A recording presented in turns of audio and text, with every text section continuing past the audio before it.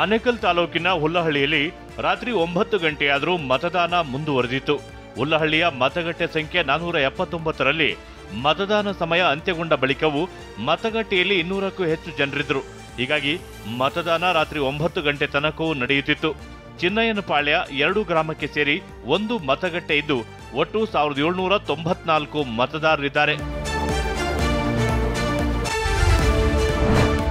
ಬಿಸಿಲಿನ ತಾಪಕ್ಕೆ ಬೇಸತ್ತು ಹೆಲ್ಮೆಟ್ ಧರಿಸಿ ಮತದಾನಕ್ಕೆ ಮಹಿಳೆ ಕ್ಯೂ ನಿಂತಿದ್ರು.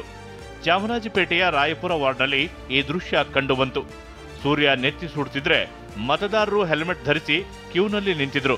ಮತ್ತೆ ಕೆಲವರು ಹಕ್ಕು ಚಲಾಯಿಸಲು ಕೊಡೆ ಹಿಡಿದು ಸಾಲುಗಟ್ಟಿದ್ರು.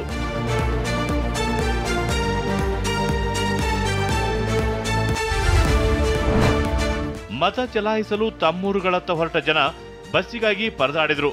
ಬಂದ ಬಸ್ಗಳಲ್ಲಿ ನಿಲ್ಲಲು ಸ್ಥಳವಿಲ್ಲದೆ ಬಸ್ ಸ್ಟಾಪ್ ಏರಿ ಊರುಗಳತ್ತ ತೆರಳಿದ್ರು. ಬೆಂಗಳೂರಿನಿಂದ ಪಾವಗಡಕ್ಕೆ ಹೊರಟಿದ್ದ ಮಂದಿ ಮತದಾನದ ದಿನವೇ ಸರ್ಕಾರಿ ಬಸ್ ಸೇವೆ ಇಲ್ಲ ಎಂದು ಕಿಡಿಕಾರಿದ್ರು.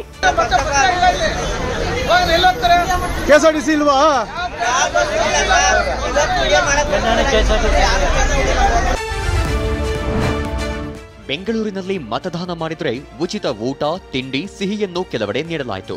ನೃಪತುಂಗ ರಸ್ತೆಯ ನಿಸರ್ಗ ಗ್ರ್ಯಾಂಡ್ ಹೋಟೆಲ್ ಮಾಲೀಕರಿಂದ ಮತದಾನ ಉತ್ತೇಜನಕ್ಕಾಗಿ ವಿನೂತನ ಅಭಿಯಾನ ನಡೆಯಿತು. ವೋಟ್ ಹಾಕಿದವರಿಗೆ ಬೆಣ್ಣೆ ದೋಸೆ, ಖಾಲಿ ದೋಸೆ, ತುಪ್ಪದ ಲಾಡು ಮತ್ತು ತಂಪು ಪಾನೀಯ ವಿತರಣೆ ಮಾಡಲಾಯಿತು.